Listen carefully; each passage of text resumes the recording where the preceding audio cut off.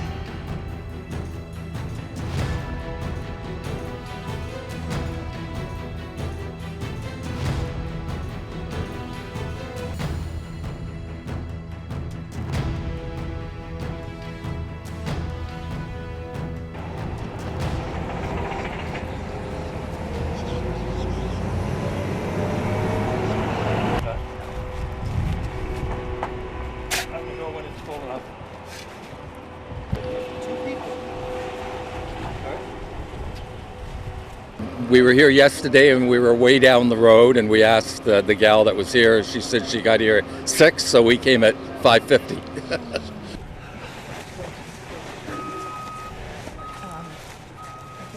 Okay.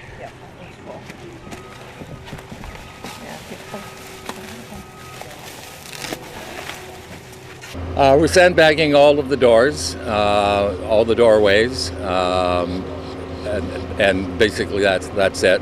We just want to try to make sure nothing does get into the house.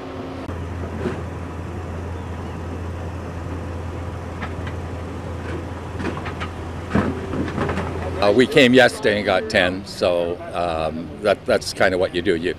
In order to be fair to everybody, they have to limit it. Otherwise, people would be here getting 100. So it's fair.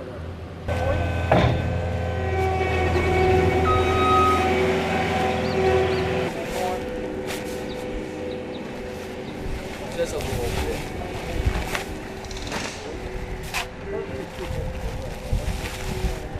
Well, we came to get some sandbags for our house. We want to be prepared. We helped the young lady over there because she was by herself. So we was quicker to all three of us just help each other so we could get in and get out. So 1, that 2, should 3, 4, 5, 6, 7. Yeah, we have Just three more. 3 more. I'm gonna take these back up there. We got water, we got gas, we got food. And I work at Lowe's, so I always talk to people at Lowe's, give me an idea what we need to do and what not to do. So we try to stay prepared. I think we prepared.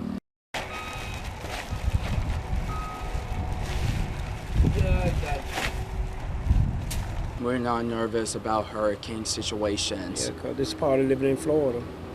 And we done been through Charlie. I've been through Charlie, Ian, all of them. Michael, we got people in Panama City. So we try to prepare the best we can, go over our supplies, our medical stuff. We got everything wrapped in plastic bags in the house, just in case the house flood. We zip tie the plastic bags. So we confident.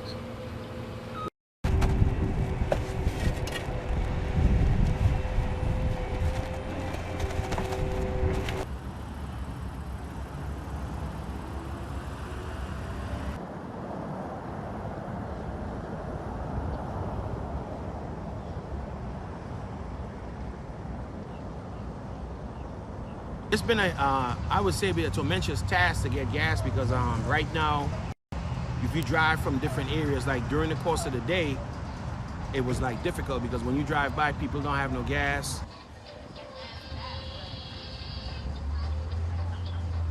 I mean, to be honest with you, if you're gonna get gas, just get enough to sustain you for a period of time. And if you have generators, that's what everybody really should be doing. Try to get some gas, but because the situation is what it is right now, it's not gonna be fruitful for everybody,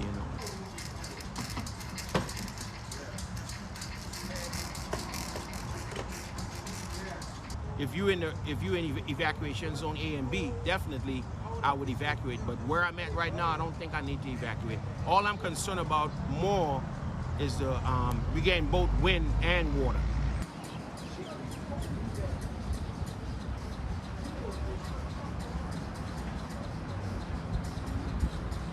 A little aggravating. You gotta have patience.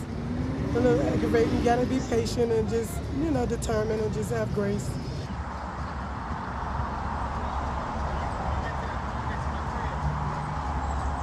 Well, we're not in the evacuation zone, so we're gonna stick it out because we wasn't told to evacuate, and I don't want to go in a situation and it's unpredictable, so you don't know where it's going. So we're deciding to just stick it out.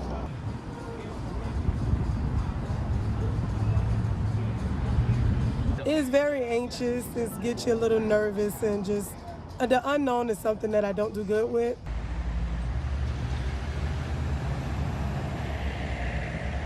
I wouldn't say it's frustrating, it's understandable. It's just the way it is. So, just hopefully people have patience and respect, courtesy, and all that stuff.